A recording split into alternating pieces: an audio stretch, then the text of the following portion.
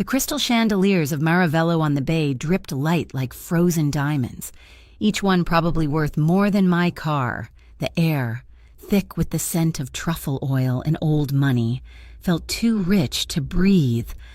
I clutched my small, imitation leather purse, my knuckles white, and followed the maitre d' across a sea of polished marble. Every footstep echoed, a small, insignificant sound in the symphony of clinking glasses and confident, low-pitched conversations. I was an urban planner who spent her days arguing about zoning laws for sustainable infrastructure. This world of opulent excess was as foreign to me as a distant planet. Trevor was 35 minutes late. I took my seat at the small table overlooking the glittering waters of San Pilar's Bay. The city lights a smear of color against the encroaching twilight. I smoothed the fabric of my simple navy dress, a practical choice for a woman who valued function over form. Around me, women in silks and satins laughed, their voices like chimes. I caught a glimpse of their shoes, blood-red stilettos with glossy soles, shoes that announced their arrival. My own heels, a sensible pair of black pumps I'd found on a clearance rack, suddenly felt like anchors dragging me down. I tucked them under my chair, out of sight. When Trevor finally arrived, he brought a gust of cold air and the faint, cloying scent of a perfume that wasn't mine. He was all apologies and dazzling smiles, the kind he used to close deals for his green investment firm. He looked handsome in his tailored suit, his blonde hair perfectly coiffed, but as he leaned in to kiss my cheek, I saw it, a faint, shimmery smudge of nude lipstick, right there on the crisp white collar of his shirt. My heart gave a painful thud, a single, heavy beat against my ribs. I wanted to point to it, to let my voice rise and crack the perfect, fragile atmosphere of the restaurant, but the faces at the surrounding tables, smooth and curious, were already turning our way. So I did what I always did. I swallowed the bitter taste in my mouth, forced a smile, and pretended not to see it. Keeping the peace was easier than facing the storm. "Sorry, babe. The traffic was a nightmare," he said, sliding into the chair opposite me. He didn't look sorry, and he looked exhilarated, his eyes bright with an energy that had nothing to do with me. He snapped his fingers for the waiter, a gesture so arrogant it made my skin crawl. "A bottle of the Brunello di Montalcino," he announced, his voice a little too loud, projecting for the benefit of the nearby tables where tech moguls and real estate tycoons dissected the city's future, the 06. The waiter, a man with tired eyes, nodded stiffly. I looked at the wine list. The price next to that name was more than my monthly rent. A cold knot of anxiety tightened in my stomach. "Just water for me, please," I said quietly. Trevor waved a dismissive hand. "Nonsense, Lila. We're celebrating." Celebrating what I asked, my voice flat. "The future," he said, his smile wide and empty. He launched into a monologue about a new development deal, using jargon I knew was mostly fluff, designed to impress rather than inform. I nodded along, my gaze drifting. That's when I saw them, tucked away in the most secluded corner of the dining room, a private alcove they called the Arcobaleno room, sat 3 men. They were cut from a different cloth than the rest of the patrons. Their suits were dark, impeccably tailored, but worn with a stillness that was more menacing than any display of wealth. They didn't talk much. They watched. The man in the middle, especially. He had dark hair, a strong jaw, and eyes that seemed to absorb all the light around them. There was a dangerous gravity to him, an aura of cold, quiet power that made the boisterous laughter of the tech bros seem childish and hollow. I'd heard whispers from a city hall contact about the man who really ran the docks, the one who decided which ships came in and which ones stayed out. The whispers called him Dominic Caravelli. Looking at the man in the corner, I had no doubt it was him. Our eyes met for a fraction of a second. It was like touching a live wire. I felt a jolt, a primal sense of being seen, and I quickly looked away, my cheeks burning. The wine arrived. Trevor made a show of tasting it, swishing it around in his glass, making the sommelier wait. My phone buzzed in my purse. I ignored it. I was trying to hold on to the last frayed thread of this evening, this relationship. But the world had other plans. Trevor Kane. The voice was sharp, crystalline, and full of fury. A woman with hair the color of platinum ice stood by our table. She was poured into a shimmering blue satin dress, her face a mask of beautiful rage. Her name was Sarah Voss, a socialite whose face was often in the San Pilar society pages. I recognized her immediately. Trevor froze, his wineglass halfway to his lips. "You promised you'd leave her," the woman said, her voice carrying across the now silent restaurant. She pointed a perfectly manicured finger at me. "You promised me it was over." The sound of silverware stopped. Every eye in Maravello on the Bay was on us. A hot, suffocating wave of shame washed over me. I felt like I was shrinking, dissolving under the weight of their stares. "Sarah, this isn't the time or place," Trevor hissed, his face pale. He reached across the table and his fingers clamped around my wrist, a desperate, painful grip, a silent command to stay put, to play my part. "You're making a scene." "I'm making a scene," she laughed, a harsh, ugly sound. "You're the one living a lie."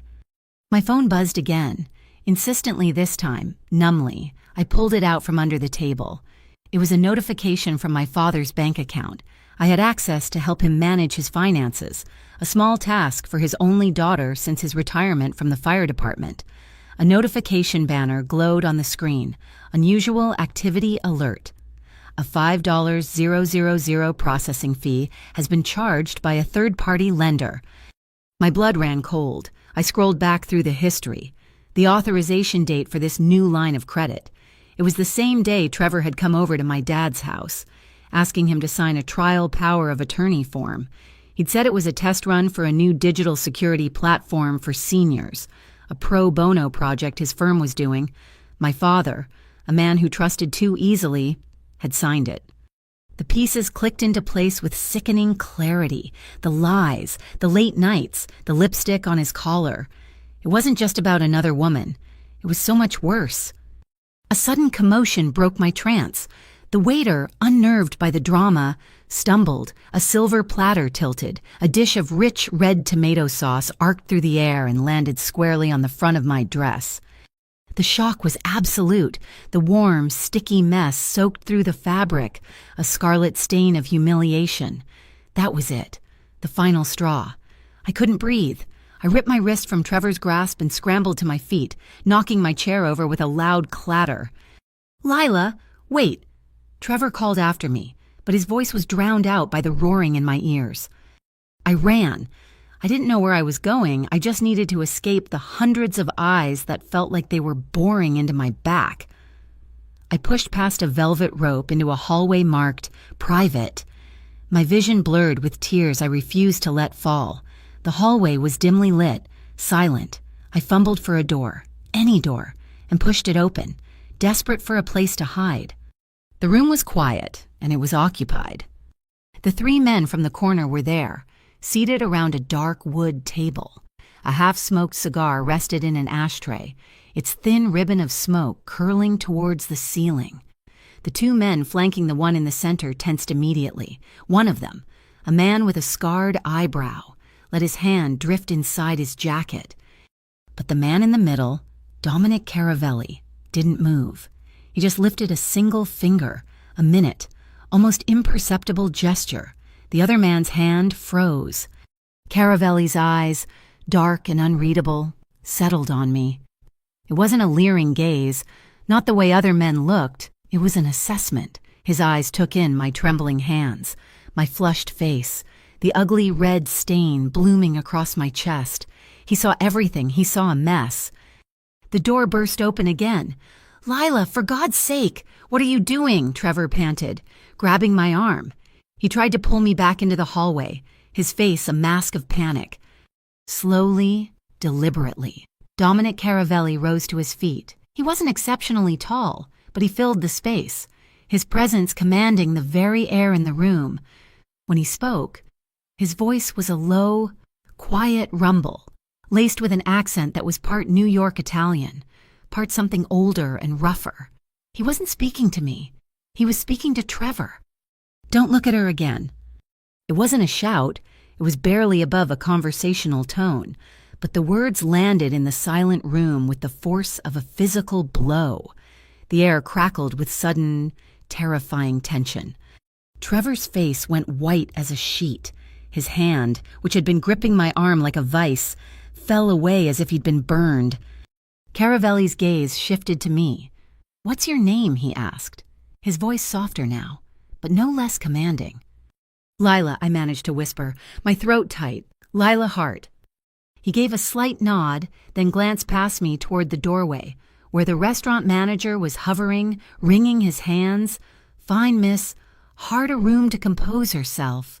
And my compliments to the chef, but her party's bill is to be taken care of. Send it to my office." His tone left no room for argument. The manager scurried away. I stood there, frozen, caught between the wreckage of my life in the hallway and the unnerving calm of this man. I felt his eyes on me, and then he spoke again. The words directed at me this time. A quiet, chilling command. "Don't look at him again." It was a piece of advice, a warning, and an absolution all at once, in his gaze. I felt both the strange comfort of protection and the terrifying vulnerability of being seen for exactly what I was: broken, humiliated, and utterly alone. One of his men stepped forward and gently closed the door, shutting me out. The heavy wood clicked shut, and the silence of the private hallway enveloped me once more. Outside that door, in the glittering, merciless dining room, the city of San Pilar spun on, oblivious and uncaring, as if nothing had happened at all. The manager led me not to a ladies' lounge, but to a private suite on the second floor of the restaurant.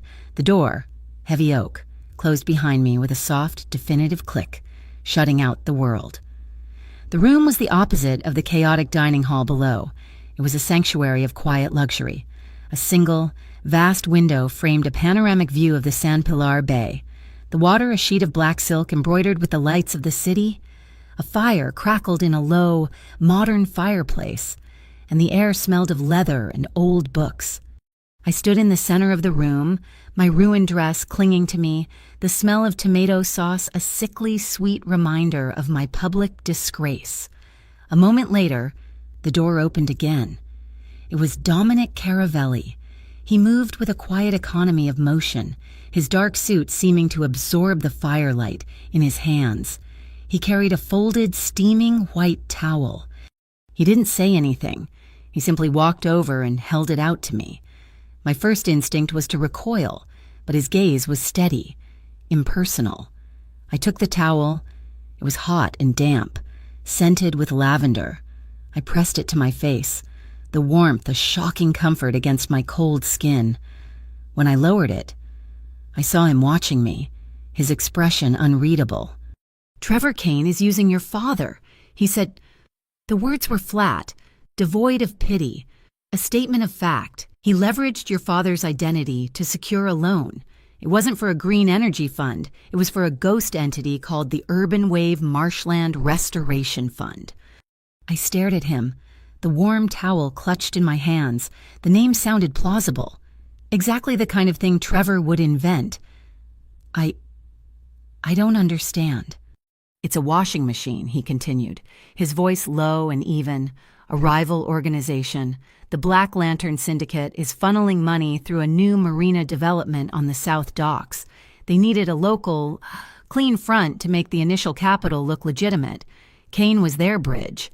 He got your father, a retired civil servant with a perfect credit score, to be the guarantor." He paused, his dark eyes fixed on mine. "The problem is, you're Mr. Kane got greedy. He skimmed a significant fee for himself off the top. Now the loan is in default. The syndicate is out of pocket, and they are all looking for someone to hold the bag. That someone is your father, Ray Hart." Every word was a hammer blow, dismantling the reality I thought I knew. Ray Hart. He knew my father's name. A wave of nausea rolled through me. I fumbled for my phone, my fingers trembling as I stabbed at my dad's contact number. It rang once, twice, then went to a busy signal. My heart hammered against my ribs. He never turned his phone off. He's not answering. The words came out as a panicked whisper. Dominic reached into his jacket and produced a sleek, featureless black phone. It was heavy, solid. He slid it across the polished surface of a nearby table. Try again with this. I looked from the phone to his face. What is this? A conversation they can't listen to. I picked it up. It felt cold and alien in my hand. I dialed my father's number again. This time, it went straight to his voicemail. The pre-recorded sound of my dad's cheerful, steady voice. "You've reached Ray. Leave a message," made a lump form in my throat. "He's still not answering," I said, my voice trembling. "He will be fine. For now," Dominic said. "They want the money, not a mess." He gestured to one of the leather armchairs by the fire. "Sit down, Lila." I obeyed without thinking, my legs suddenly too weak to support me. He remained standing, a dark silhouette against the glittering cityscape. "The situation is simple," he said, getting straight to the point. "The Black Lanterns are using this marina project to poison my harbor.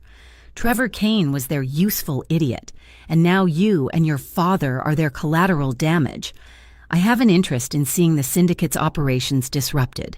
You have an interest in keeping your father out of a federal prison and away from men who solve financial disputes with more than just lawyers." He let that sink in. The implication was as cold and sharp as a shard of glass. "I'm proposing a protection agreement," he said. "My family will absorb your father's fraudulent debt. We will make it disappear. The men looking for their missing money will be redirected. In return, you will work for me." My head snapped up. "Work for you? I have a job. I'm an urban planner." "I know what you are," he said calmly. "That's why I want you. The Black Lanterns are exploiting zoning variances, environmental impact loopholes, public land use statutes, all the fine print the city council is too lazy or too corrupt to enforce. You know that world. You know how to read the maps, how to find the structural weaknesses in their plans. You will show me where they are vulnerable. You will give me the legal ammunition to dismantle their marina project from the inside out." The audacity of it took my breath away. He wanted to turn my life's work, my passion for building better, sustainable communities, into a weapon. "I'm not a spy," I said, my voice shaking with a mixture of fear and indignation. A flicker of something, maybe amusement, crossed his face. "I'm not asking you to be. You're a fixer. You fix broken systems. This one," he gestured vaguely toward the window, toward the harbor, "is broken. I'm asking you to fix it." My phone. My own phone buzzed on the table beside me. It was a string of frantic texts from Trevor. "Lila, where are you? We need to talk. Don't do anything stupid. That guy is dangerous. You don't want me to get angry. I have files on your firm. Lila, all the corner cutting, the permit violations. I can ruin you." I stared at the screen, a fresh wave of despair washing over me. Dominic glanced down at the illuminated screen. "He has pictures of your team lunches and a few falsified spreadsheets," he said, his voice laced with contempt. "He is a child throwing a tantrum. Forget about him." As if on cue, there was a soft knock on the door. One of the men from the other room, the one with the scarred eyebrow, entered. He carried a large, elegant black box from a high-end boutique and a leather bill folder. He placed both on the table and retreated without a word. Dominic opened the box. Inside, nestled in tissue paper, was a simple, impeccably cut black dress. He then opened the bill folder. He slid the receipt across the table to me. The total was astronomical, a figure that made my stomach clench. At the bottom, in neat, decisive script, was a signature. A credit card slip was attached, paid in full. The company name, Caravelli Maritime Logistics. He was erasing my night, rewriting it from a position of absolute power. He was solving my problems, but he was also creating a debt I could never hope to repay. I had to know. I had to draw a line, to understand what I was stepping into. I lifted my chin and met his gaze directly. "Are you a criminal, Mr. Caravelli?" He held my gaze for a long moment, the firelight dancing in his dark eyes. The air grew thick, charged with an unspoken energy. He took a step closer, and my breath caught in my chest. "I am a businessman," he said, his voice a low murmur. "And I am the man who protects this harbor from men who are far, far worse." The answer was everything and nothing, a denial wrapped in a confession. Before I could process it, my phone rang again. Not Trevor this time. The number was blocked. I hesitated, then answered, putting it on speaker. "Is this Lila Hart?" a man's voice asked. It was smooth, professional, but with an undercurrent of steel. "Yes, who is this?" "This is Agent Thompson with the Federal Integrity Bureau of Commerce. We've been made aware of certain financial irregularities connected to your father's accounts. We'd like you to come in and speak with us tomorrow morning, 9 a.m. sharp. It would be in your best interest to cooperate." The line went dead. The FIBC, it was a new agency, one that the old guard at City Hall grumbled about constantly. They had a reputation for being relentless. They were coming for my father. A cold dread, deeper than anything I had felt all night, settled over me. I looked at Dominic Caravelli, a man who represented a world of violence and shadows, and for the first time, I saw him not as a threat, but as the only solid thing in a world that was rapidly falling apart. He reached into his jacket again and pulled out a simple, heavy cardstock business card. It bore only his name and a number. He placed it on the table next to the secure phone. "Go to your meeting," he said. "Answer their questions honestly. Tell them what you know about Trevor Kane. But if they so much as touch your father tonight, if a car so much as slows down in front of his house, my men will get there before they do." He turned and walked to the door. Pausing with his hand on the knob, he shrugged off his suit jacket. It was a beautifully tailored charcoal wool. He draped it over the back of the chair next to me. "It's cold out," he said simply. Then he was gone. I sat there for a long time, the silence of the room pressing in on me. I changed into the new black dress. It fit perfectly. I picked up his jacket. It was heavy, warm, and smelled faintly of cedar wood and something else, something clean and masculine. It felt like armor. When I finally walked out of the suite and down the grand staircase, Trevor was waiting in the lobby. He rushed toward me, his face a mess of desperation and anger. "Lila, we have to talk. You can't just walk away with him." Before he could reach me, Dominic appeared at the top of the stairs, and he didn't say a word. He didn't even look at Trevor. He simply caught my eye and gave a nearly imperceptible tilt of his head. Instantly, 2 burly security guards materialized at Trevor's elbows. "Sir, I think it's time for you to leave," one of them said, his voice politely firm. They steered a protesting Trevor toward the main doors. I watched him go, a ghost from a life that had ended only an hour ago. And then I turned my back, wrapped Dominic Caravelli's jacket tighter around my shoulders, and walked out into the cold night air. For the first time, I was the one who chose not to look. The secure phone Dominic had given me rang a little after 3 in the morning, a jarring electronic shriek that cut through the heavy silence of the suite. My heart leaped into my throat. I snatched it from the nightstand. It was a man's voice, calm and professional, but the words he spoke sent a spear of ice through my veins. "Miss Hart, my name is Marco Silvi. I'm with Mr. Caravelli's security detail.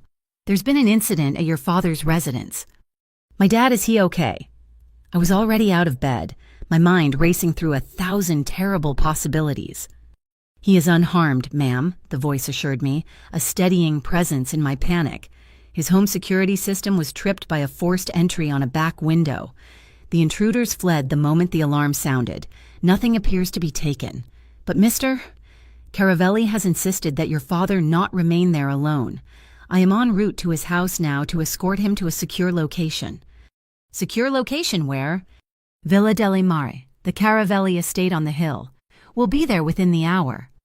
The line went dead. I stood in the dark, the city lights below seeming cold and indifferent. This was no longer about money or humiliation.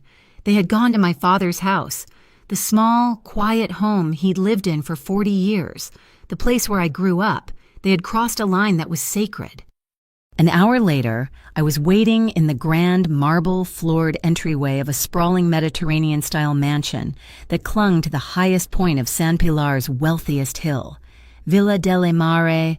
The air here was different, cleaner, smelling of salt and pine from the manicured gardens. A man in a simple, dark uniform stood discreetly by the door. On his sleeve was a stylized silver shield with the word Argo embroidered on it.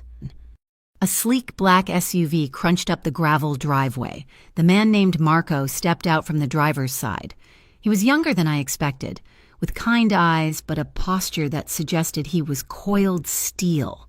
He opened the back door, and my father emerged. Ray Hart looked tired and angry, but blessedly he was in one piece. His old firefighter's jacket was zipped up to his chin, and he carried a small duffel bag. I ran to him, throwing my arms around him. He hugged me back, his embrace still the safest place I'd ever known. "I'm okay, Lils," he murmured into my hair. "Just a broken window and a good scare. These guys," he nodded toward Marco, "are very efficient." Dominic Caravelli appeared from a hallway, not with the menace of the night before, but with the quiet authority of a man in his own home. He was dressed in simple dark trousers and a gray cashmere sweater, looking more like a tech CEO than a port boss. He nodded to my father. My dad, never one to be intimidated, met his gaze squarely. Ray Hart had spent 3 decades running into burning buildings. He wasn't afraid of a man in a nice sweater. "I don't know what kind of trouble my daughter's gotten mixed up in, Mr. Caravelli," he said, his voice gravelly. "And frankly, I don't care about your business, but I'm accepting your hospitality for one reason." He took a step forward. "As long as you're protecting my daughter. You and I have an understanding." Dominic's expression didn't change. "And your honor, Mr. Hart," he replied, his voice soft but clear. "They tried to tarnish your good name. That will not stand." My father seemed to consider this, giving a single, sharp nod. It was an agreement between 2 men who understood the world in terms of clear, unforgiving lines. Over the next few hours, the villa became our gilded cage. Marco explained that Argo Shield was the official name of Caravelli's security firm, a fully licensed and bonded corporation that handled executive protection and corporate security for half the businesses on the waterfront. It was a legitimate front for a private army. My new reality was punctuated by the arrival of an official-looking courier. He delivered a crisp envelope containing a formal summons from the Federal Integrity Bureau of Commerce. The language was cold, bureaucratic, and filled with veiled threats. It was a summons for me to provide testimony in a federal investigation into port-side corruption, and it strongly implied that Dominic Caravelli was their primary target. My cooperation, the letter suggested, would be viewed favorably when they began to scrutinize my father's recent financial entanglements. They were trying to squeeze me from one side while the Black Lantern Syndicate pushed from the other. I found Dominic in a large, book-lined study overlooking the sea. He was looking at a series of satellite maps displayed on a massive digital screen. He didn't seem surprised by the summons. "They need a villain to justify their budget," he said. Without turning around, he pointed to a section of the map showing the tidal flats near the proposed marina, and they are looking in the wrong place. He tapped the screen, and a series of bank transfers and Shell Corporation diagrams appeared. Here is the proof. The Urban Wave Fund isn't just a ghost entity, it's a pipeline. The syndicate is using it to launder money by overinflating construction costs and environmental mitigation fees. They're billing the city for wetland restoration that will never happen, using materials that don't exist. He finally turned to face me. The FIBC is chasing ghosts. They're looking for strong-arm tactics and contraband when the real crime is happening in plain sight, buried in building permits and environmental impact reports. That is a language they don't speak. But you do. He was right. I could see the patterns in the data, the subtle manipulations of zoning law that I would have spotted in a heartbeat at my old job. He wasn't asking me to be a criminal. He was asking me to be an urban planner. "All right," I said, the word tasting strange and momentous. "I'll help. But I have conditions." He inclined his head, waiting. First, I won't speak to you directly about the details of the case. All communications will go through a proxy. Marco Silvi seems capable. I was building a wall, a layer of professional distance. And I need a lawyer, someone who understands this, who works for you but will represent my interests. He nodded slowly. Ariana Vec. She's the best maritime lawyer in the state. She'll be here within the hour. Your conditions are acceptable. He paused, then added, I have one of my own. What is it? Your safety is now my responsibility, which means your movements are my concern. You will not go anywhere alone after dark. Any public appointments or meetings you have must be cleared through Marco's team first. No exceptions. It was a cage, but it was a safe one. I agreed. The deal was struck. And then I thought of my apartment, my laptop, my research files, the hard copies of the estuary planning maps that contained a decade of my work. There's something I need, I said, testing the boundaries of our new arrangement. I have to go back to my apartment. My professional files are there, the original survey maps for the river mouth. I need them. I expected him to send Marco, to delegate instead. He picked up a set of keys from his desk. I'll take you, he said simply. You? I like to handle important things myself. The car was a Maserati Grekel, a beast of an SUV that purred through the city streets with an understated menace. We drove in silence. When we pulled up to my modest apartment building, the familiar brick facade looked alien, a relic from another life. Dominic killed the engine, and in the sudden quiet, we both saw it. The light in my third-floor apartment was on. Dominic was out of the car before I could even process what it meant. He moved with a startling speed. Taking the stairs 2 at a time, I scrambled after him. My front door was ajar, the lock splintered. Inside, the scene was one of quiet violation. My books were swept from their shelves, my cushions overturned, and in the middle of my small living room, crouched over a box of my files, was Trevor. He looked up, his face pale and frantic. Lila, I was just looking for my watch. I thought I left it here, he stammered, scrambling to his feet. Dominic didn't say a word. He simply moved to stand between me and Trevor. He was a solid, immovable wall. The air crackled, thick with a violence he held perfectly in check.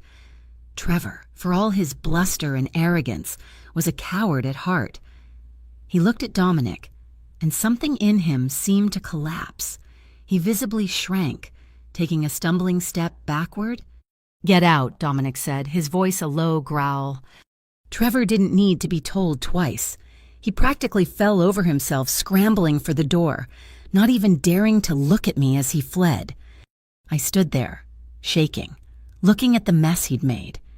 Dominic's hand rested for a brief moment on my shoulder.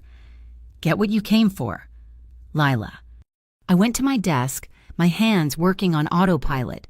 I grabbed my laptop, my external hard drives, and most importantly, the heavy roll of cartography tubes containing the original estuary maps.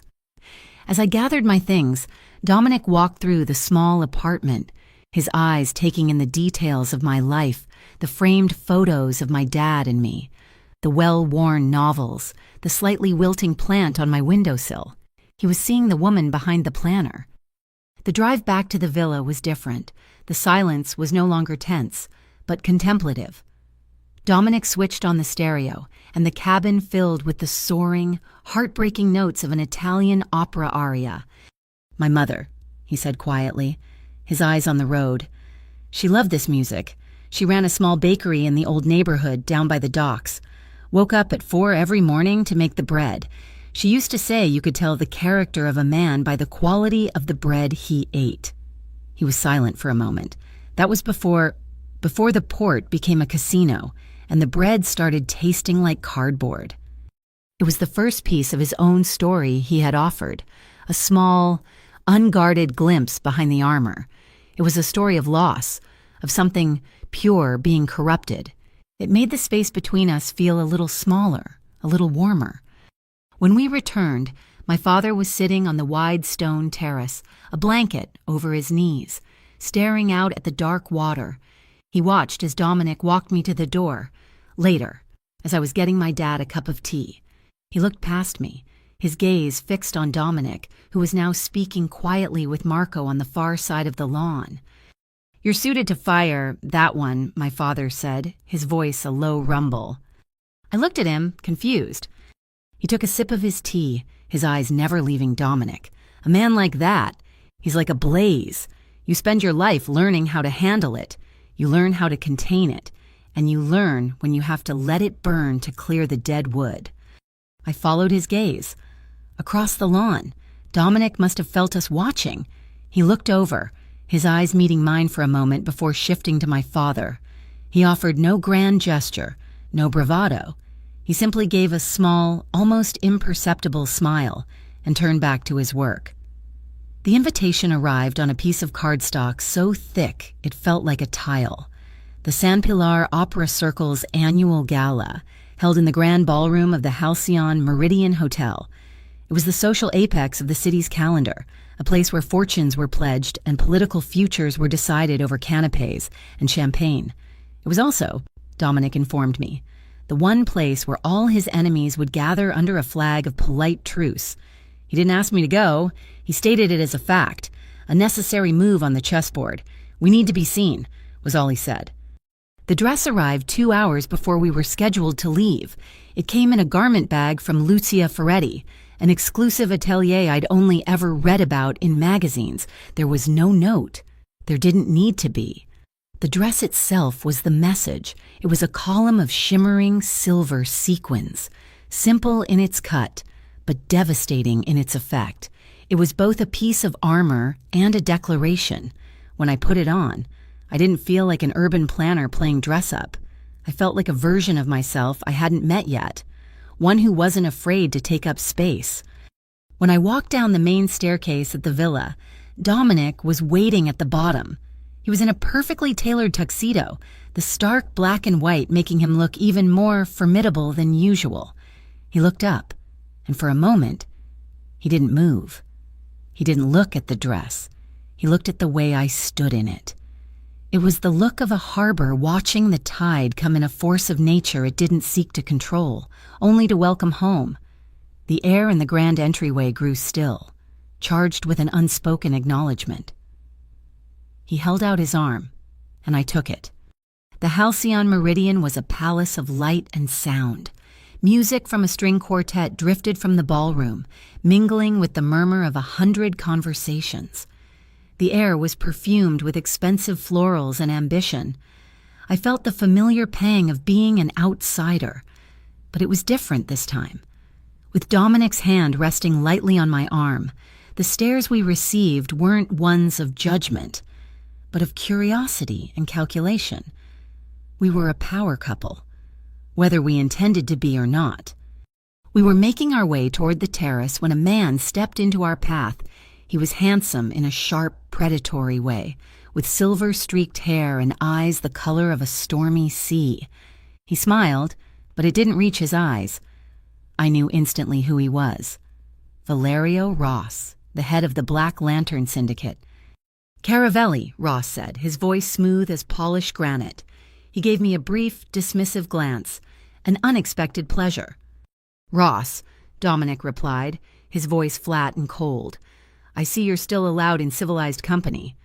Ross's smile widened, showing a row of perfect white teeth. "The port is a beautiful thing," he said, his gaze flicking back to Dominic. "It would be a shame to see it change hands over something as crude as a gun. The law, however, the law is a much sharper blade, and it's a blade that cuts in my favor these days." He gave a slight, mocking bow and melted back into the crowd. It was a declaration of war, delivered with a smile. Before I could process the cold threat, a woman with a brisk, professional air approached me. She had a no-nonsense haircut and a sharp pantsuit. "Lila Hart, I'm Nora Pell, from the FIBC." My stomach tightened. I glanced at Dominic, but his expression was impassive. "I just wanted to introduce myself," Pell said, her tone friendly but her eyes analytical. "I've read some of your work on municipal sustainability. It's brilliant. We're on the same side.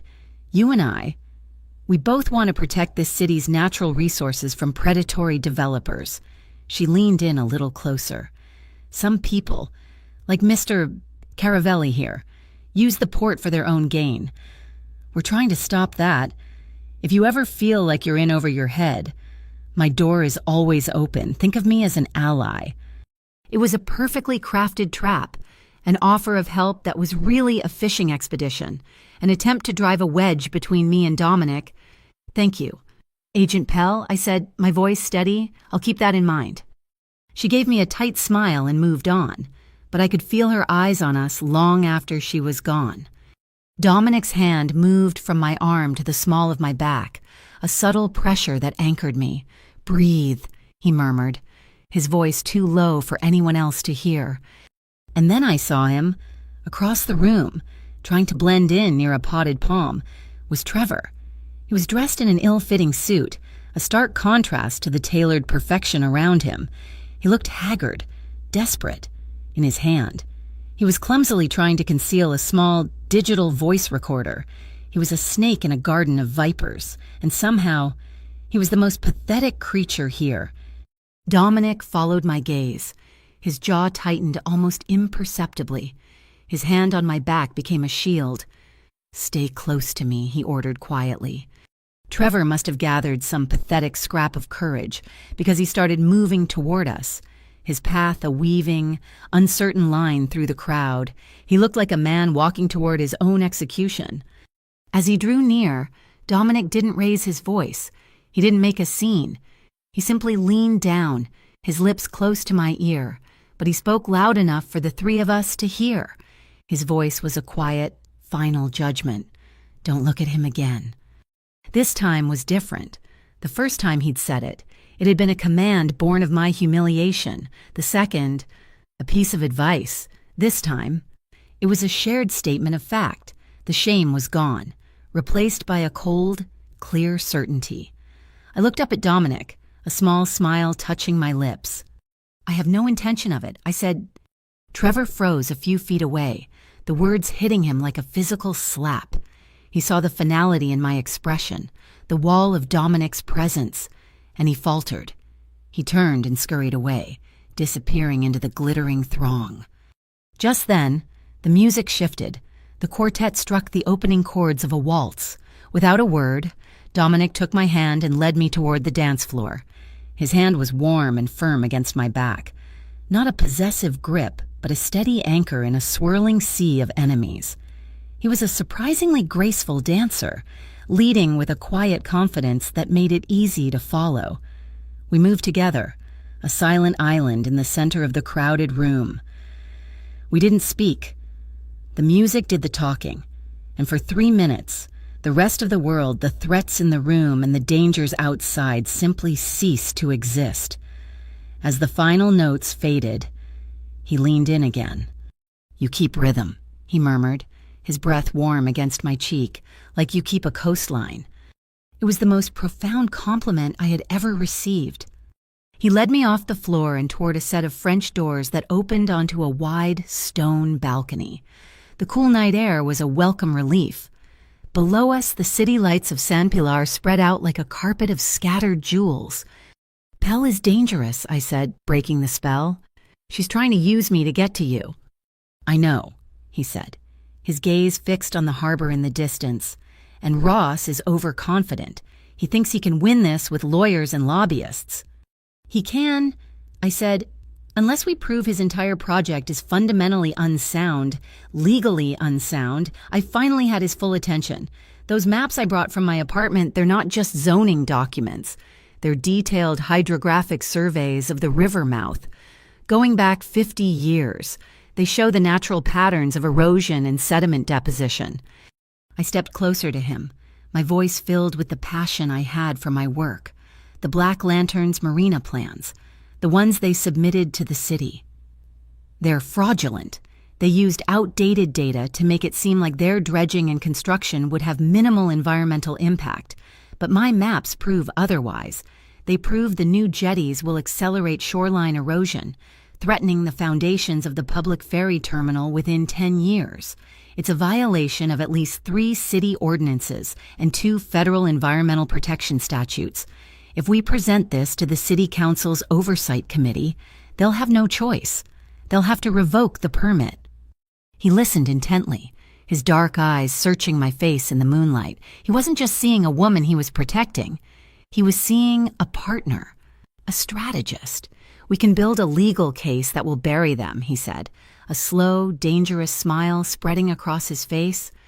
From across the ballroom, Valerio Ross stood by the windows, a glass of champagne in his hand. He watched us on the balcony. His eyes narrowed to slits. He couldn't hear our words, but he could read the intent in our posture. He caught the eye of a burly man with a flattened nose standing near the bar, Nico Prada, one of his key enforcers. Ross gave a subtle lift of his chin in my direction. The message was clear: watch her. Miles away, in the quiet safety of the villa, my father sat in his favorite armchair, watching the gala on a live stream on his tablet. The local news channel's camera panned across the dazzling crowd, then zoomed in for a moment on the dance floor. It settled on me, smiling in Dominic Caravelli's arms. Ray Hart leaned forward, his weathered face a complex mixture of deep, paternal worry and a flicker of undeniable pride. He was watching his little girl dance with a wolf, and for the first time, he realized she wasn't afraid of his teeth. The days that followed the gala blurred into a marathon of caffeine and legal jargon. Ariana Vec, Dominic's lawyer, was a force of nature. She was a petite woman with a mind like a steel trap and a vocabulary that could fillet a corporate shark in seconds. We commandeered the villa's library, transforming its antique mahogany table into a war room. We worked around the clock, fueled by coffee brought in by silent staff, surrounded by my hydrographic maps, city planning codes, and environmental statutes. We were building a fortress of facts, a case so airtight that the Black Lantern Syndicate would suffocate under the weight of its own legal violations. My life was now a meticulously scheduled operation. I never went anywhere alone. Marco Silvi, with his calm eyes and ever-present watchfulness, was my shadow. Whether I was meeting with a former colleague at a cafe to discreetly inquire about permit filings or simply walking in the villa's gardens, a member of the Argo SHIELD team was always there, a silent, reassuring presence at the edge of my vision. It was a gilded cage, but the threat outside was real enough that I was grateful for the bars. The threat from the other side arrived not with a bang, but with a formal, legalistic whimper, a subpoena from the FIBC delivered by a stone-faced federal marshal. It was addressed to me, but the real target was my father. The document stated that if I failed to provide substantive cooperation in their ongoing investigation of Dominic Caravelli, a new inquiry would be opened into historical discrepancies in the San Pilar Fire Department's pension fund during my father's tenure as captain. It was a fabrication, a phantom crime conjured from thin air, but it was a dagger aimed straight at my heart. I stormed into Dominic's study, the paper trembling in my hand. He was on the phone, his voice low and hard. He saw my face, said a final, curt word, and ended the call. "They're going after my father," I said, my voice shaking with rage. "They're threatening to ruin him over nothing." A dangerous stillness settled over him.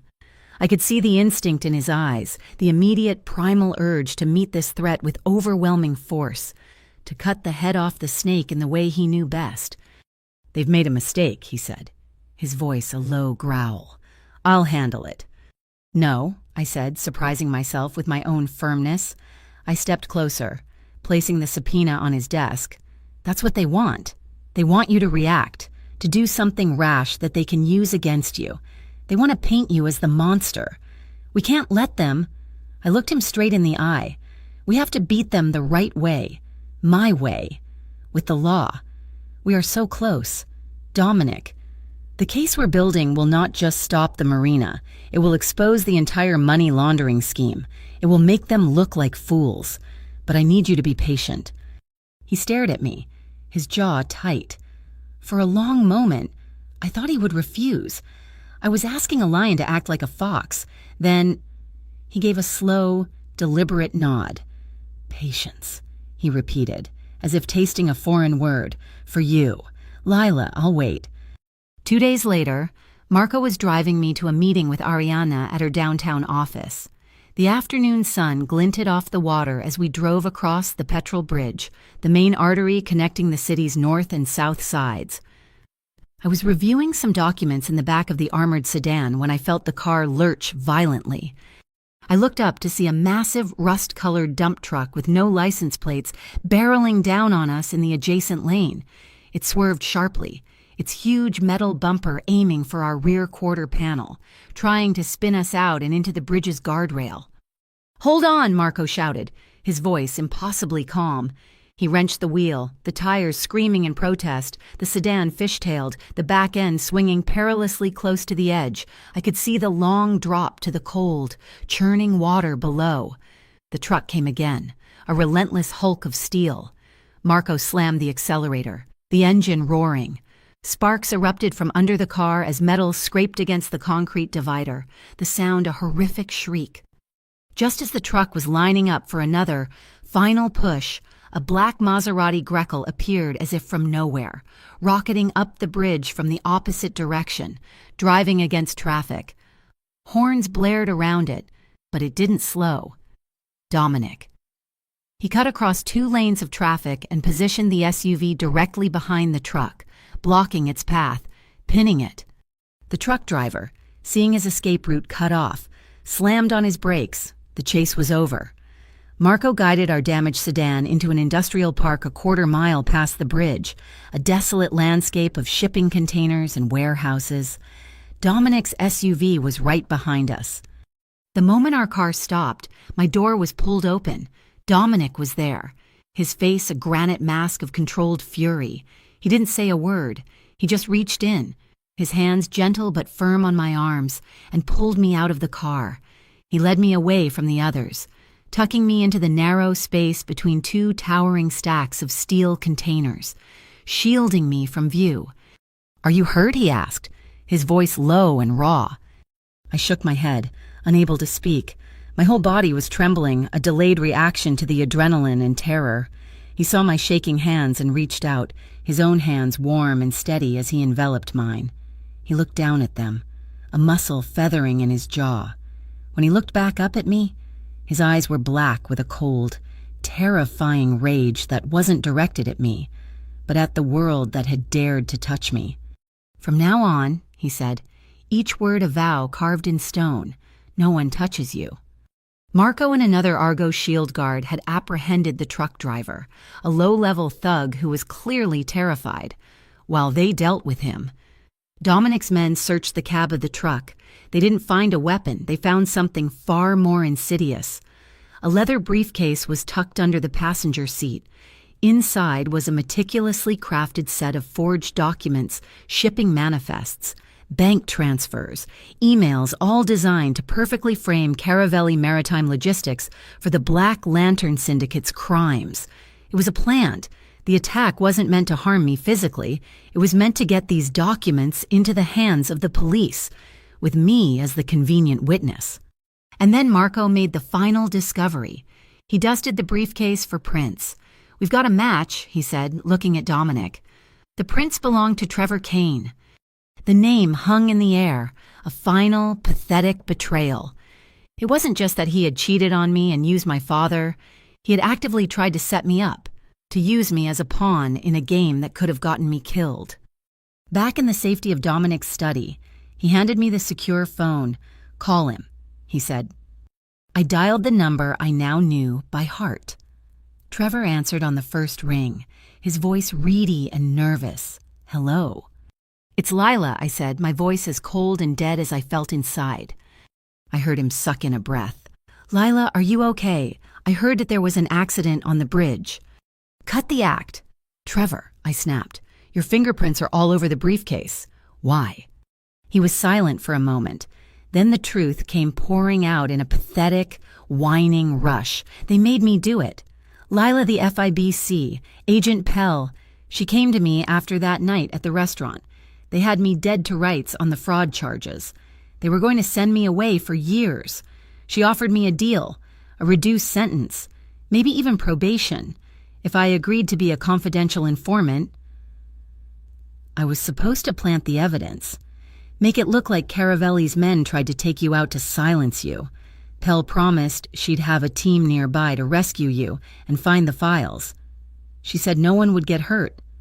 Dominic stood by the window, his back to me, listening to every word from the speakerphone. He was unnervingly still.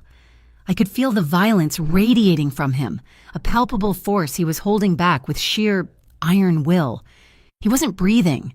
He was waiting. "You tried to use me," I whispered, the reality of it finally sinking in.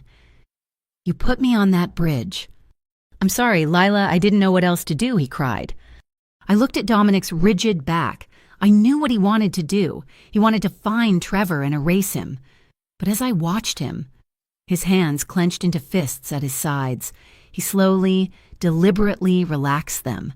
He turned around, his face grim but his eyes clear. He walked over and gently took the phone from my hand, ending the call. He looked at Trevor's number on the screen, then handed the phone back to me. "Block him," he said, his voice quiet. "Delete the number." I stared at him. "That's it after what he did?" "He's a pawn," Dominic said, his gaze locked on mine, a desperate rat in a trap. "He can be dealt with later. What I need right now is more important than what I need him to pay for." "What's that?" I asked. "I need you to be safe." That night, sleep was 1,000,000 miles away. I lay in the dark, the screech of tires and the image of the oncoming truck playing on a loop in my mind. Every creak of the old house made me jump. Just after 2 a.m, my own phone, which had sat largely unused on the nightstand, lit up with a single text message. It was from a number I didn't recognize, but I knew who it was from. The message contained only 3 words. "Sleep. I'm watching." A profound sense of calm washed over me. I closed my eyes, and for the first time all night I felt the anchor of safety. He was out there, a guardian in the darkness. The next morning, I went out onto the terrace for some air. The sun was rising, painting the sky in shades of pink and gold in the sprawling courtyard below. I saw a sight that made me stop. My father, Ray, was in his sweats, doing push-ups on the manicured lawn. Flanking him, matching him set for set, were 2 of the large Argo shield guards, their usual stoic expressions replaced by looks of grim determination. My dad, the old fire captain, was running drills with his daughter's bodyguards. A new circle of trust was being forged in the early morning light, a strange and unlikely family brought together by shared purpose, with me at its protected center. The air in the city council chamber was thick with tension and the smell of old paper. I stood at the podium, my voice steady as I walked the council members through the final hydrographic projection. The laser pointer in my hand was a tiny red sun, tracing the catastrophic path of erosion the Black Lantern Marina would cause. Across the room, their high-priced lawyers shuffled their papers, their faces grim. They had come prepared for a fight about zoning, not a masterclass in fluvial geomorphology. When I finished, a silence fell over the room. The council chairman, a man whose political career was built on indecision, cleared his throat. "In light of the compelling evidence presented by Miss Hart," he announced, "this council votes to immediately suspend all permits related to the South Docks Marina project, pending a full environmental and infrastructural review." A quiet gasp went through the room. We had won. It wasn't the end, but it was a staggering blow to Valerio Ross. Reporters scribbled furiously in their notebooks. As Ariana Vec gave my shoulder a triumphant squeeze, my eyes found Dominic in the back of the room.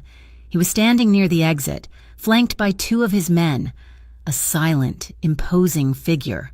He hadn't moved during the entire 2-hour hearing. Now, he simply nodded at me, a flicker of acknowledgement, before turning and disappearing into the crowd.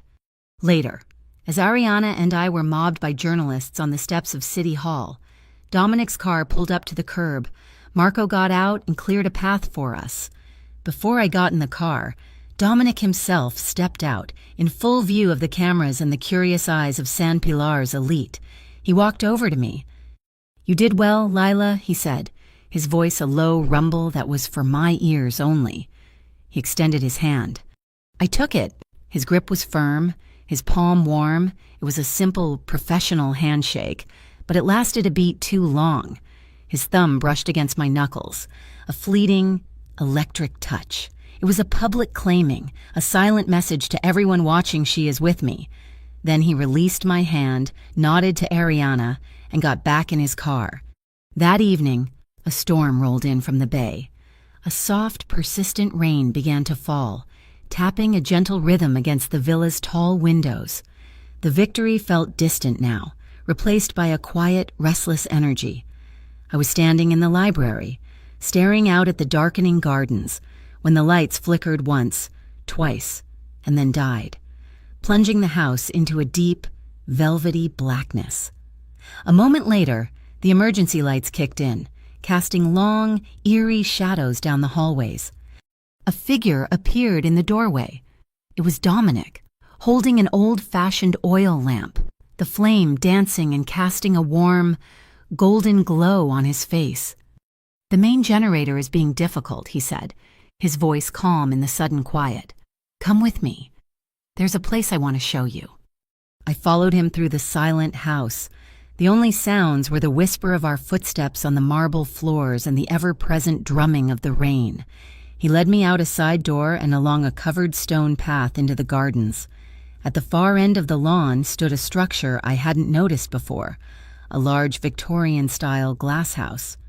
He pushed open the heavy iron door, and we stepped inside. The air was warm and humid, thick with the scent of damp earth, night-blooming jasmine and orchids. The rain was louder in here, a mesmerizing, rhythmic patter against the thousands of panes of glass in the domed roof. It felt like we were in a bubble, a secret world hidden within the storm. He called it the opaline glass house.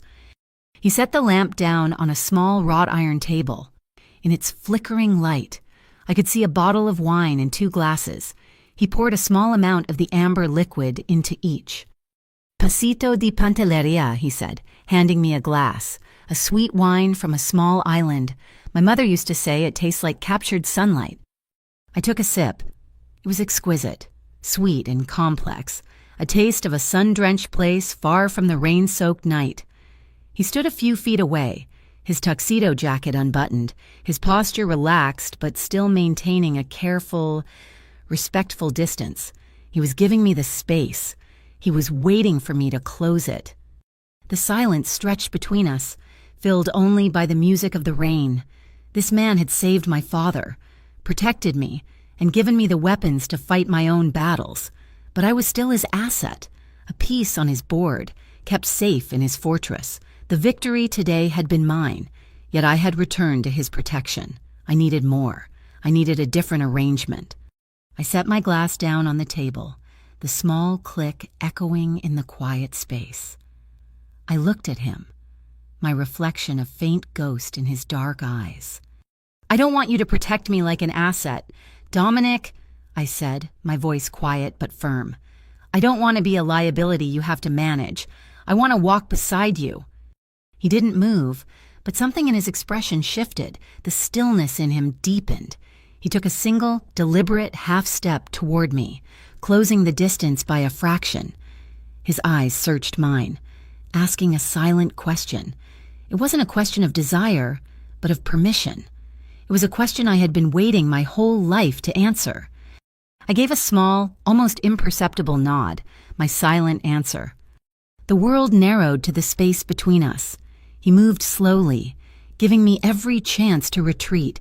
He raised his hand, not to my face, but to my shoulder, his fingers warm through the thin fabric of my dress.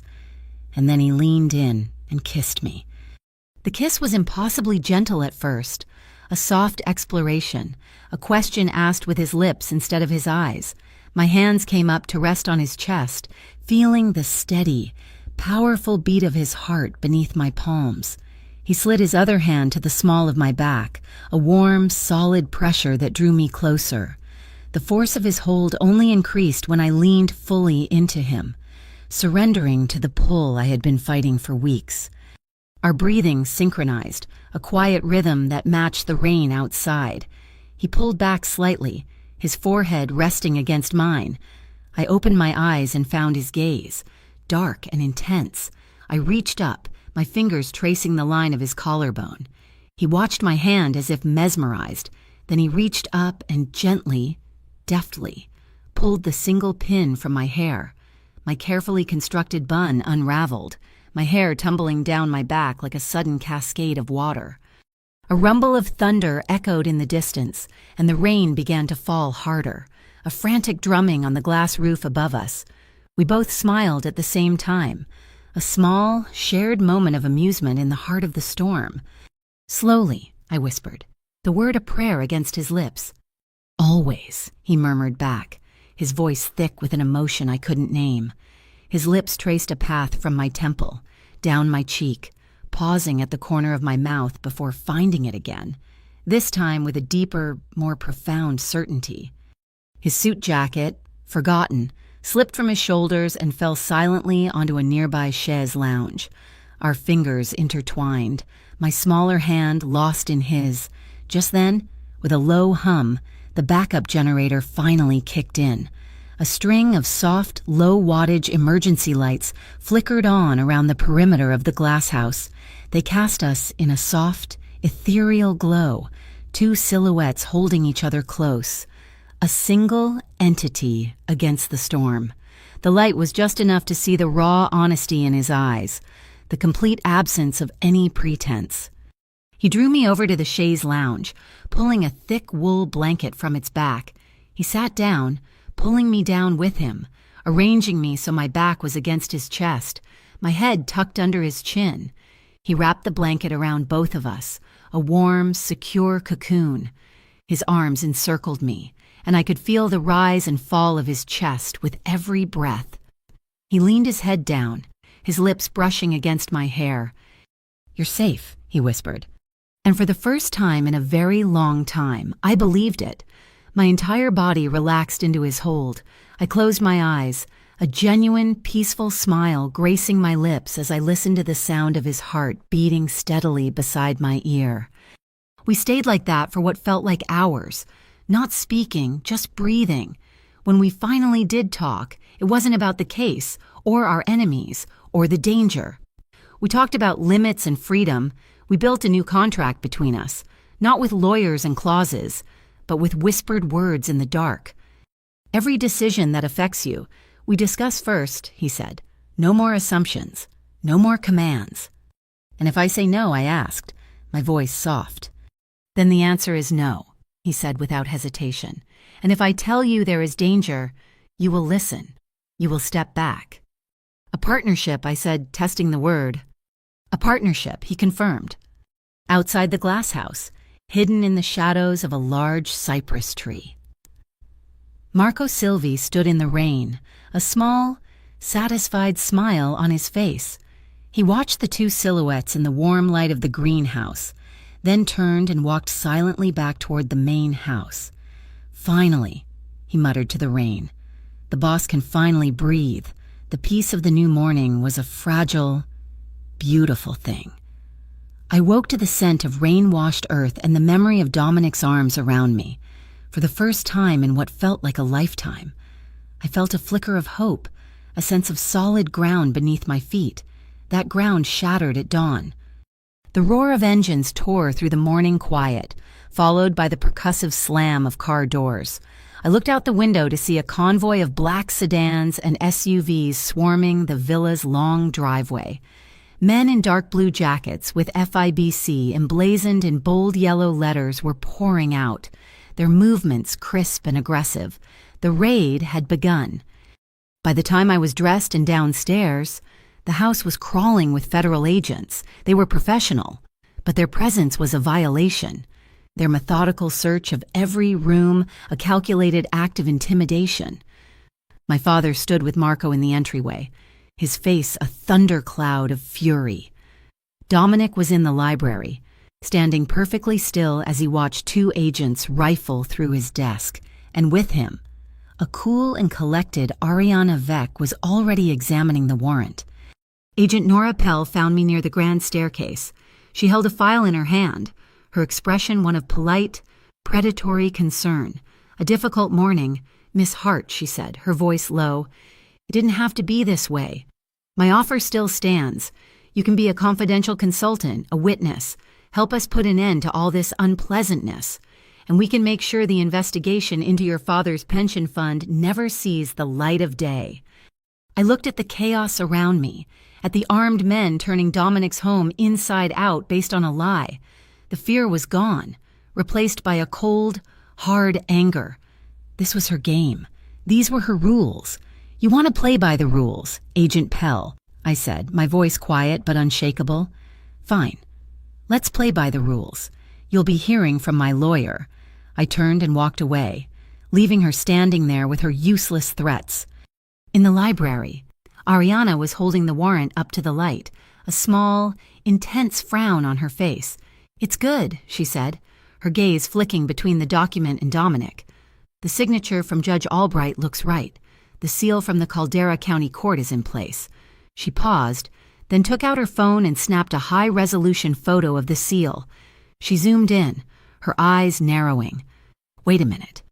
She showed the screen to Dominic and me. "Look at the edge of the seal," she said, pointing to a tiny, almost invisible area of digital pixelation. A real stamp embosses the paper. It bleeds slightly into the fibers. This is a scan, a high-quality one, but it's a digital copy, reused from another document. It's a masterful forgery. She looked up, a grim smile on her face. "And it's a known tactic of the Black Lantern Syndicate's legal team. They've been caught doing it once before in a civil case. Nora Pell didn't come here with the law. She came here with Valerio Ross's playbook. The raid was illegal, but the damage was already being done. As if on cue, my phone began to buzz with notifications, a local news alert from the San Pilar Ledger. I opened it. The headline was a gut punch. "Urban planner linked to reputed port boss and city hall corruption probe." Below it was a grainy, zoomed-in video clip. It was me, standing on the steps of City Hall after the hearing, taking a document file from one of Dominic's men. The clip was cleverly edited, cutting just before Dominic himself appeared, making it look clandestine, secretive. The accompanying article was a masterpiece of innuendo, painting me as a compromised official, a port-side mistress using my influence to do Caravelli's bidding. Valerio Ross had fired his shot, not with a gun, but with a character assassination. The fallout was immediate and brutal. An email arrived from the CEO of my former company, Lila. "In light of the ongoing federal investigation and the recent media reports, we are placing you on an indefinite suspension to protect the firm's integrity. We wish you the best." They were cutting me loose, throwing me to the wolves to save themselves. In the space of 3 hours, I had lost my name, my career, and my professional standing. I stood there in the violated library, the world crashing down around me.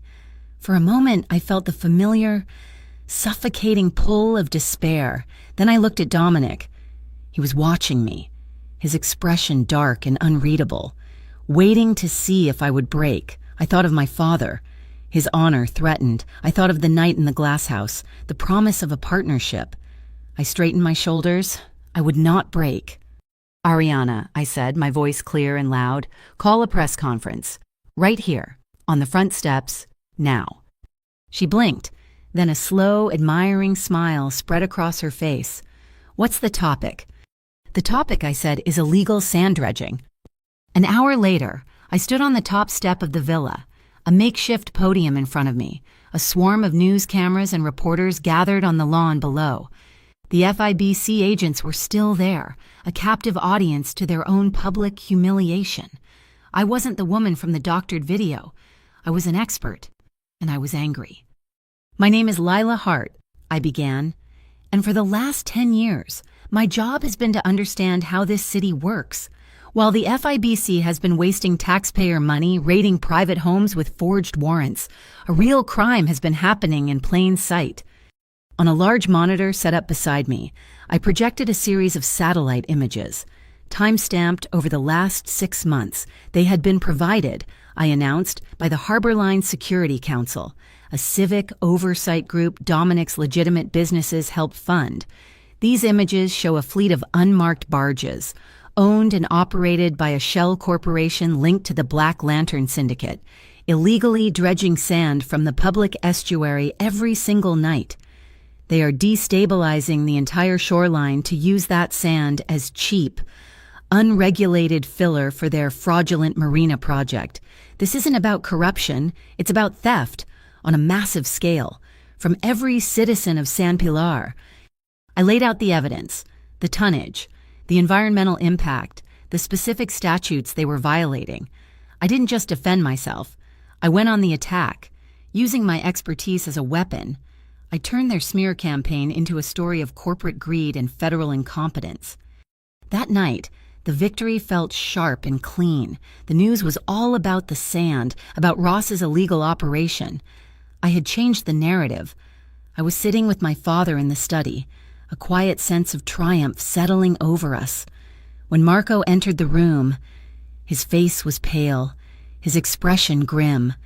He walked directly to Dominic, who was standing by the fireplace. He spoke one sentence, his voice too low for me to hear. But I saw Dominic's reaction. He didn't shout, he didn't swear, he didn't move a muscle.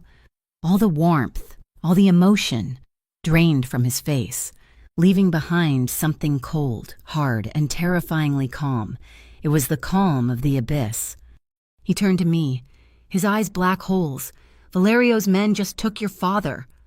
My blood ran cold. "What Dad's right here." Dominic's gaze flickered to my father, then back to me. "No. Lila, they took him from the grounds. He went for his evening walk along the perimeter path, just like he does every night. They were waiting for him in the woods just beyond the wall." The world tilted on its axis. The man sitting beside me, the man I had just shared a cup of tea with, was a decoy, one of the Argo shield men, a double, a precaution Dominic had put in place that I hadn't even known about, a precaution that had just failed. Dominic turned to Marco. "Lock it down," he said, his voice devoid of all inflection. "Lock down the entire port. Nothing gets in or out. No ship leaves its berth. No container moves. Nothing. Choke this city until I get him back." Marco nodded once and left to carry out the order. Dominic was already moving, shrugging on a dark jacket, his movements fluid and deadly. I scrambled to my feet, my heart hammering against my ribs. "I'm coming with you." He stopped and turned to face me.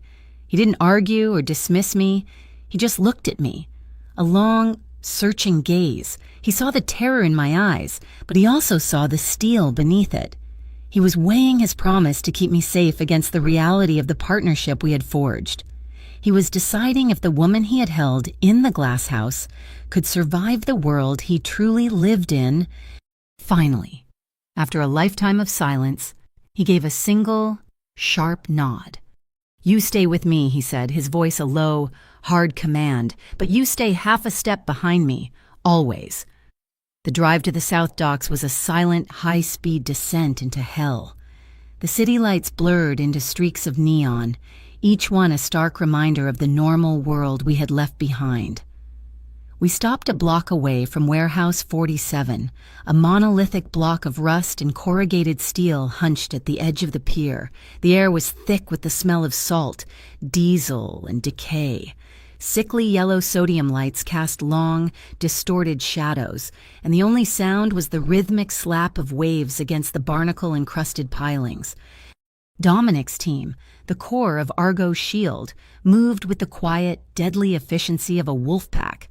They were dressed in dark, functional gear, their faces set and grim.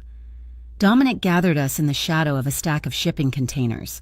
He unrolled a blueprint of the warehouse onto the hood of the SUV. "It's a simple box," he said, his voice a low, controlled rumble. "One main entrance, 2 loading bays on the east side, a personnel door in the back. Ross will have the front covered. He'll expect a full frontal assault." He looked at Marco. "You take your team, go in silent through the rear personnel door, breach and clear the ground floor offices." Then he looked at me. I expected to be told to stay in the car, to be a spectator.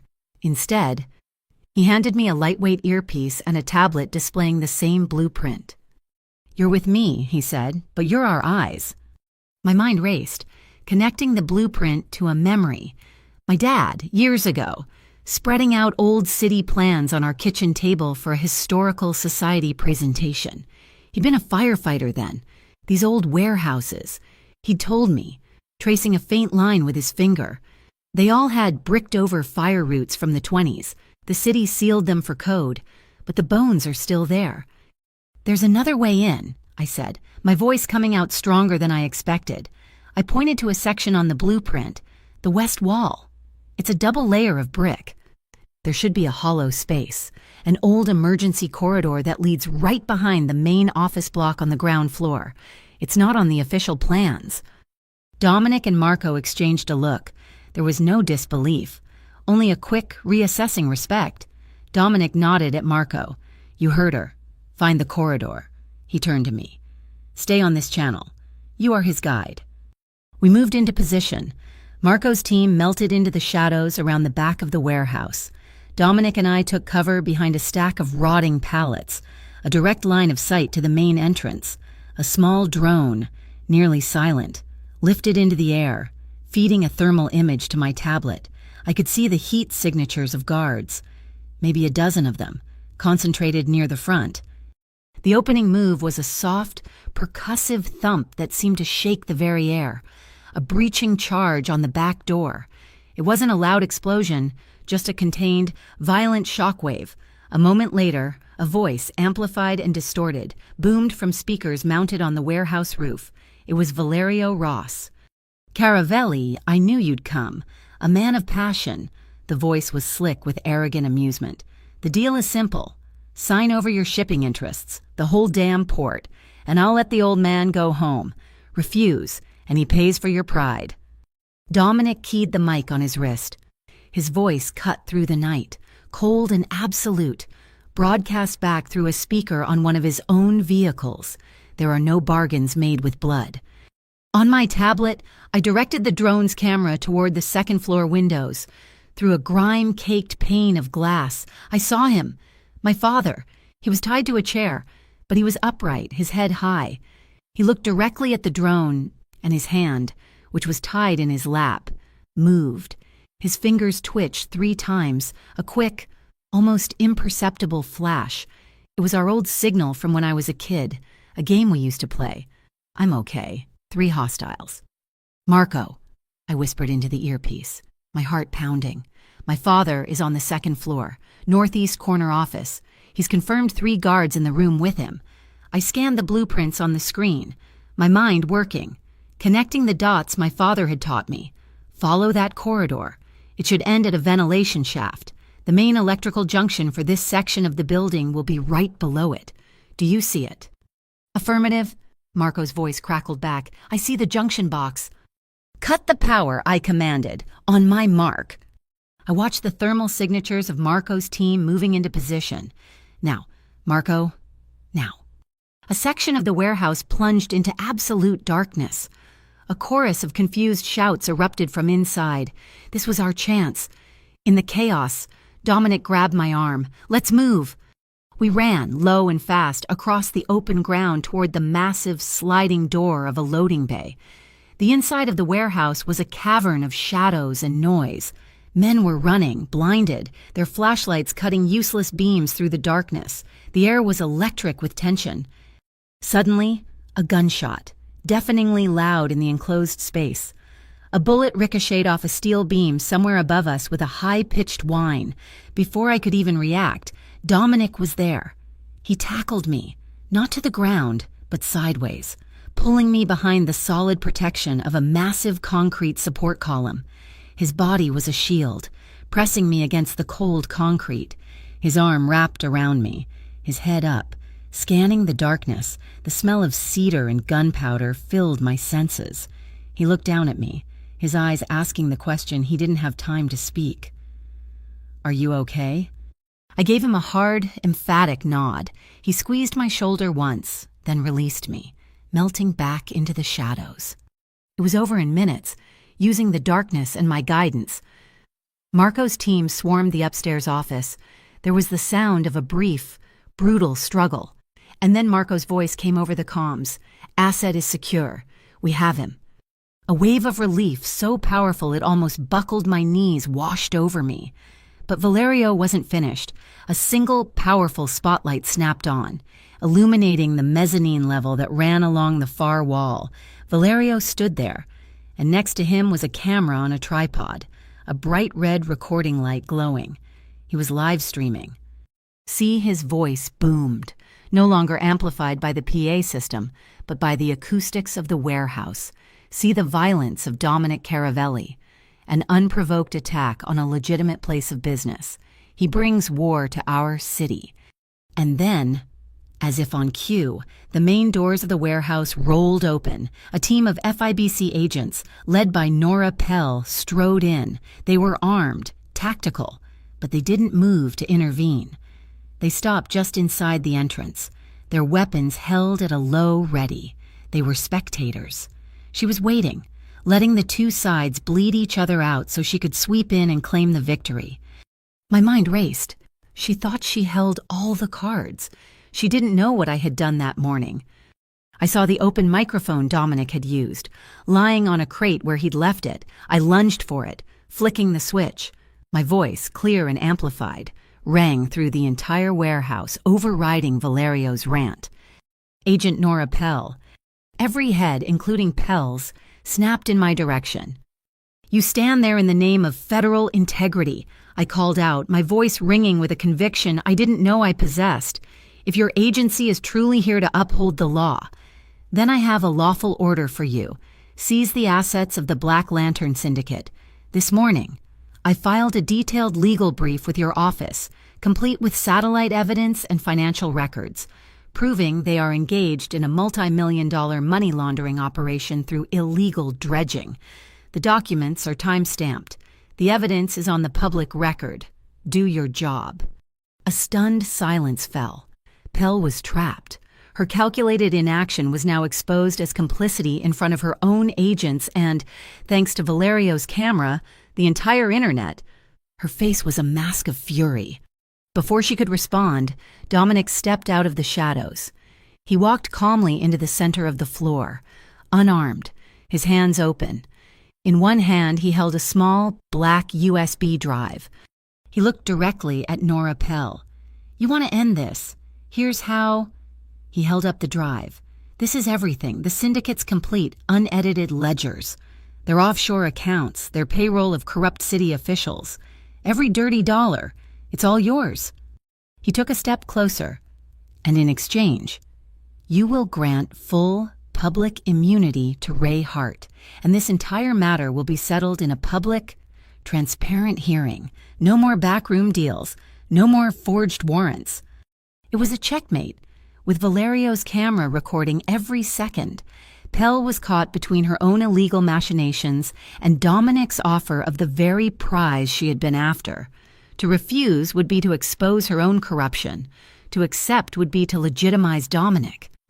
Her eyes darted from the USB drive to Dominic's face, then to me. The decision was made for her. With a curt, angry gesture, she signaled one of her agents forward. "I accept the terms," she said, her voice tight with suppressed rage. Dominic tossed the USB drive to the agent. The exchange was made. The battle for the warehouse was over. A much larger war had just begun.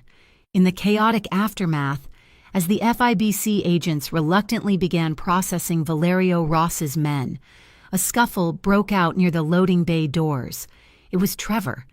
He'd been hiding like a rat in the rafters and was trying to slip away, but one of Marco's men had him by the collar, and he was a double-crosser of the highest, or perhaps lowest, order.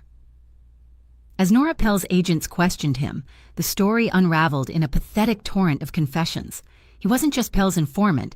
He had also been selling information about the FIBC's investigation to Valerio Ross, playing both sides against the middle, hoping to skim enough cash to disappear before the whole house of cards came down. He wasn't a pawn. He was a parasite, feeding on the conflict he helped create. They cuffed him, his cheap suit rumpled, his face smeared with grime. As two officers from the San Pilar Marshal Service began to lead him away, his eyes found mine across the cavernous warehouse. A desperate, pleading look filled his face. "Lila," he cried out, his voice cracking, "don't let them do this. You know what Ross's people will do to me in prison. Please don't let them hand me over to him." All the anger, all the hurt he had caused me, had burned away, leaving behind only a cold, empty space. I looked at the man who had stolen my trust, used my father, and put my life in danger, and I felt nothing but a profound and final sense of closure. I walked toward him until I was only a few feet away, close enough for him to see that there was no pity in my eyes. "You had so many chances to do the right thing." "Trevor," I said, my voice calm and even, "you've run out of chances." He seemed to crumple, the last bit of hope draining from him. As the marshals pulled him toward the exit, he cast one last terrified glance over his shoulder at Dominic, who had been watching the exchange in silence. Dominic didn't sneer. He didn't make a threat. He simply met the lead marshal's eye and spoke, his voice quiet but carrying the weight of a judge's sentence. "Keep him alive. Justice doesn't need a grave." The message was clear. Trevor's punishment would come from the system he had tried to manipulate, not from a shiv in a dark corner. It was a fate, in some ways. Far worse for a man like him.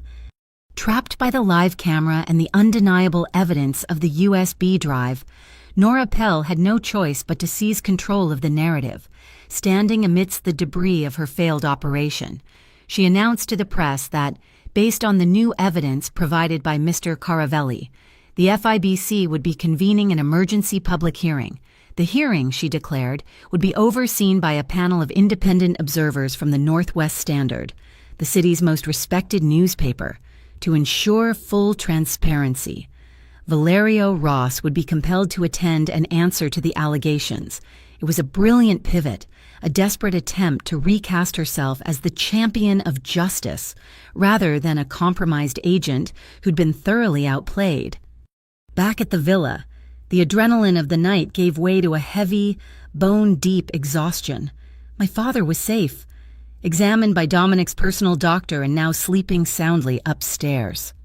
The immediate threat was gone, but the final battle loomed.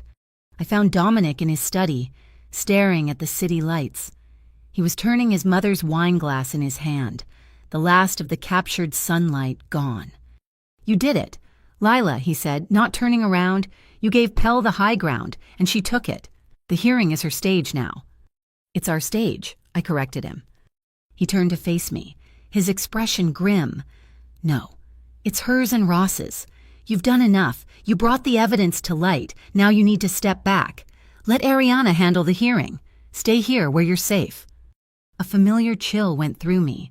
We had come so far, forged a partnership in the rain and in the fire, and yet his first instinct was still to put me back in the gilded cage. "I'm not a spectator. Dominic," I said, my voice quiet but firm, "I'm not the asset you protect. I'm the one who found the evidence. I'm the one who understands it. This isn't a fight you win with force. This is my fight. It's fought with maps and signatures and the rule of law." "And what happens when the law isn't enough?" he shot back, his voice rising with a raw, protective anger he rarely showed. "What happens when Ross decides a witness is more dangerous than a lawyer? I will not have you on the front line, Lila. I will not have you be a target." I've been a target since the moment Trevor put that lipstick on his collar. I stepped toward him, my own anger flaring to meet his. The difference is, now I can fight back. You asked me to trust you. I am asking the same of you. Trust me to handle this. Trust that my weapons are just as sharp as yours. We stood there, toe to toe, the air crackling with the force of our two worlds colliding. His instinct was to shield, mine was to stand and fight. It was the central conflict of our entire relationship, laid bare in the quiet of his study. He saw the unshakable resolve in my eyes, the same resolve he valued in himself. The anger in his expression slowly faded, replaced by a look of frustrated, profound respect. He closed the distance between us in a single step, his arms coming around me, pulling me into a fierce, almost desperate embrace. It wasn't a hug of comfort, it was a collision. I wrapped my arms around him, holding on just as tightly. "Between the bullets," he murmured into my hair, his voice thick with emotion. "We trust each other between the bullets. It was his way of surrendering, of agreeing. It was his promise." Later that night, I was in the library, sketching out the opening for my testimony, when my father came in. He was in his robe, looking more rested than he had in weeks. He sat down across from me, his expression serious. He didn't speak for a long time. Then, he reached into his pocket and pulled out a small, tarnished silver object. It was his old captain's pin from the SFD, the one he'd worn for 20 years. He slid it across the table to me. "Give this to him," he said quietly. I looked from the pin to my father's face. It was more than a piece of metal. It was a symbol of a lifetime of service, of honor, of running into the fire when everyone else was running out. "Dad," I started, unsure what to say. "He brought you home," he said simply. "He brought me home. That's all that matters." I found Dominic on the terrace, staring out at the dark harbor he fought so hard to control. I walked up behind him and pressed the small, cool metal pin into his hand. He looked down at it, then at me, his eyes questioning. "From my father," I said. "He told me to tell you, to bring it back in one piece." Dominic closed his hand around the pin, his knuckles white. He looked toward the library, where he could see my father watching us through the window. He gave a small, almost imperceptible nod. When he spoke, his voice was rough with an emotion I had never heard from him before. "Thank you, Dad Ray." The acceptance was complete. The circle was closed. The next morning, the Northwest Standard ran a front-page story that included an open letter from Valerio Ross. It was a piece of masterfully written propaganda, full of threats veiled as civic concern, painting Dominic as a blight on the city and me as his willing accomplice. He warned of the chaos that would ensue if the city's established business leadership was disrupted. I read it over Dominic's shoulder as he drank his morning coffee. He just smiled. A cold, thin smile that held no humor. "A dog that's been kicked only barks when you shine a light on it," he said, folding the paper and setting it aside. "He's afraid. Let him bark." I spent the rest of the day writing. I ignored the threatening headlines and the endless legal briefs Ariana sent over. I didn't write about Dominic Caravelli or the Mafia or the FIBC. I wrote the story of a river. I wrote about the tidal flats and the spawning grounds, about the generations of fishermen who had made their living from the water, and about the quiet, slow-motion theft of their legacy. I wrote about my city, not as a collection of buildings and assets to be traded, but as a home. It was the only testimony that mattered. The Topaz Hall was an arena, and I had willingly stepped into the center of it. The room was a sea of faces, stony-faced business leaders in the front rows, weathered fishermen and dockworkers standing along the back walls, and a swarm of journalists packed into the aisles, their cameras like the unblinking eyes of 100 hungry predators. Nora Pell presided over the hearing with a brittle, forced neutrality, a queen surveying a chess match she had already lost. Ariana sat beside me, a bastion of calm, her legal pads filled with the ammunition we were about to unload. Dominic was somewhere in the back, a shadow in the crowd, his presence a silent weight that I could feel even without seeing him. I took a deep breath and began. I didn't speak like a victim or an accuser. I spoke like a city planner. On the massive screen behind me, I brought up the first satellite image. "This," I said, my voice clear and amplified by the microphone, "is the San Pilar estuary 6 months ago, a healthy, thriving ecosystem." I clicked the remote. A new image appeared, showing the first signs of scarring from the illegal dredging. Click. Another image, showing the damage spreading like a disease. Click. A real-time data map, showing the flow of money from the Ghost Urban Wave Fund into a network of shell corporations, controlled by Valerio Ross. Every slide was a hammer blow. I unraveled their entire operation, not with speculation, but with indisputable data. I showed the council the forged environmental reports, highlighting the data points I knew had been copied from a decade-old survey. I showed them the hidden ledgers Dominic's USB drive had provided, a river of dirty money flowing beneath the surface of the city. With every click of the remote, I was hammering another nail into the Black Lantern Syndicate's coffin. The room was silent, captivated. The fishermen in the back were nodding, seeing the proof of what they had known in their bones for months. Then the doors to the hall burst open. Valerio Ross strode in, flanked by a team of expensive lawyers. He was a man cornered, and it made him reckless.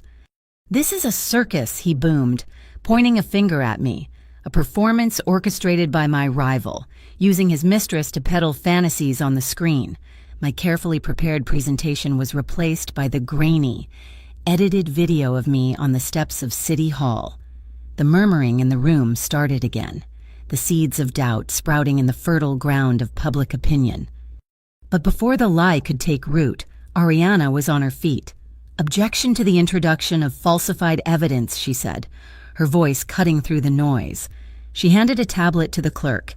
"If you examine the metadata of that video file, which my team has already done, you will find it was edited on a computer registered to the Black Lantern Syndicate's corporate headquarters less than 24 hours ago. It is a fabrication, and a clumsy one at that." A wave of whispers rippled through the hall. The press corps erupted into a frenzy of typing. Valerio's face contorted in a mask of fury. He had overplayed his hand, and in his desperation he made his final, fatal mistake. From the group of men standing behind him, one of them, the enforcer, Nico Prada, reached inside his jacket. I saw the glint of dark metal. I saw his hand begin to rise. Time seemed to slow down. Then, a blur of motion from the back of the room. Dominic. He wasn't a man. He was a force of nature, a projectile of pure, protective instinct. He covered the distance in a heartbeat, a blur of black and white. He didn't shout. He didn't draw a weapon. He simply moved, putting his own body between the gunman and me, his back to the threat, his arms pulling me down behind the heavy oak podium. The world exploded into chaos. People screamed, ducking for cover. Before the gunman could even fully raise his weapon, he was neutralized. Marco and two other Argos Shield members, who had been seamlessly blended into the crowd, converged on him with a brutal, silent efficiency. They had him disarmed and pinned to the floor in seconds. In the ensuing pandemonium, Nora Pell finally, decisively, chose her side. Perhaps it was self-preservation. Perhaps it was a flicker of the integrity she was supposed to represent. She stood up, her voice ringing with newfound authority. "Lock down this room. I want Valerio Ross and his associates taken into custody. The charge is domestic terrorism." The FIBC agents, who had been standing by uselessly, finally spurred into action, moving to surround a stunned Valerio.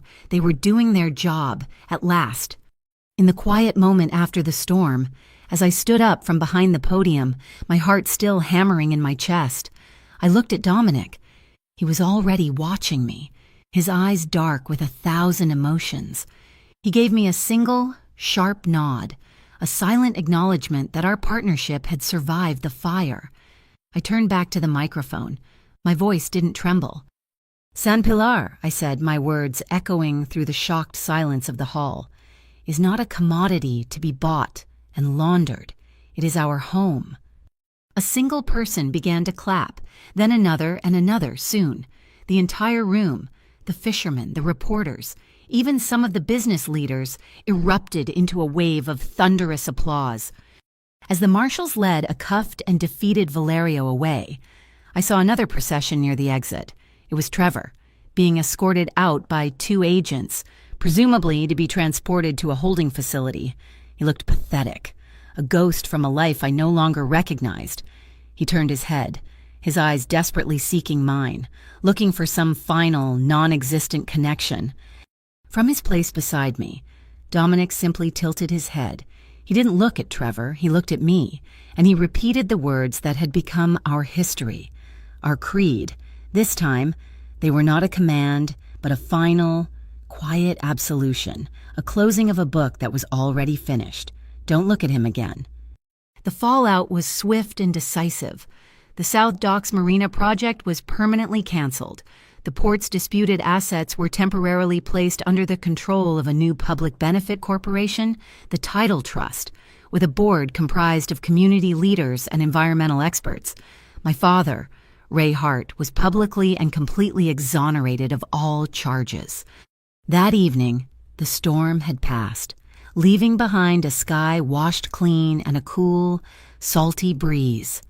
Dominic and I stood on a long wooden pier that jutted out into the bay, the lights of the city we had fought for glittering across the water. The silence between us was no longer filled with tension, but with a deep, quiet understanding. "I want you beside me," he said, his voice a low rumble that was almost lost to the sound of the waves. It wasn't a flowery declaration. It was a statement of fact, a business proposal for the heart, free, within the limits we set together. I reached out and touched the front of his jacket, my fingers finding the hard outline of the small, tarnished silver pin he had kept in his breast pocket. My father's pin. "I want a treaty," I said softly, looking up at him, "a promise. Every time I say enough, you stop. You trust my judgment, and every time you say danger, I step back. I trust yours." A slow smile touched his lips, a genuine, unguarded expression that transformed his face. A treaty. He agreed. He nodded, a solemn vow in the deepening twilight. He closed the small space between us, his arms wrapping around me, drawing me into a familiar, safe embrace. He kissed me, and this kiss was different from all the others. It was not born of passion in a storm or the desperation of a fight. It was mature, certain, and calm. It was the sealing of a pact, the beginning of a long peace. It tasted of sea salt and cedarwood, the scent of the port and the man who was its heart. It tasted like home. In the months that followed, a new San Pilar began to take shape. I became the lead technical director for a new Clean Harbor Alliance, a public-private partnership dedicated to restoring the estuary. Argo Shield, now recognized for its professionalism, was awarded a legitimate civil contract to provide security for the city's new port authority. And Dominic, true to his word, began the slow, arduous process of legitimizing his entire logistics chain, cutting away the gray areas one by one. We kept our rituals, sometimes. When a soft rain would begin to fall, we would take one of his boats out into the bay, and he would teach me how to waltz on the gently swaying deck. And every now and then, a fleeting memory of Trevor would surface, a ghost of a man trying to catch my eye. But he was just a shadow now, a story that was over, a face no longer worth looking at. Thank you so much for listening to this story. I'm always so curious to know where you're tuning in from. So please drop a comment below and let me know where in the world you are, and share your thoughts on Lila and Dominic's journey. Don't forget to subscribe to my channel, Mafia Boss Stories, and like this video. And if you really enjoyed it, please consider hitting that hype button to help this story reach even more listeners.